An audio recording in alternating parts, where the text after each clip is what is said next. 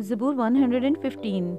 हमको नहीं ऐ खुदावन, हमको नहीं, बल्कि तू अपने ही नाम को अपनी शफ़क़त और सच्चाई की खातिर जलाल बख्श। कौमें क्यों कहें अब उनका खुदा कहाँ है।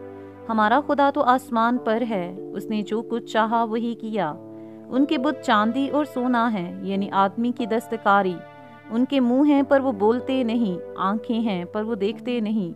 उनके कान हैं पर वो सुनते नहीं, नाक हैं पर वो सूंघते नहीं। उनके हाथ हैं पर वो छूते नहीं, पाँव हैं पर वो चलते नहीं। उनके गले से आवाज़ नहीं निकलती, उनके बनाने वाले उन्हीं की मानित हो जाएंगे। बल्कि वो सब जो उन पर भरोसा रखते हैं, ए इसराइल खुदावन पर तवक्कल कर, वही उनकी कुम्मक और उनकी सिपर है।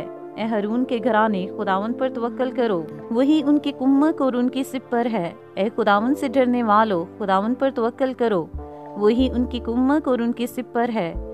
खुदावन ने हमको याद रखा, वो बरकत देगा। वो इसराइल के घराने को बरकत देगा, वो हरून के घराने को बरकत देगा। जो खुदावन से डरते हैं, क्या छोटे क्या बड़े, वो उन सबको बरकत देगा। खुदावन तुमको बढ़ाए, तुमको और तुम्हारी औलाद को। तुम खुदावन की तरफ से मुबारक हो, जिसने आसमान और ज़मीन को बनाया।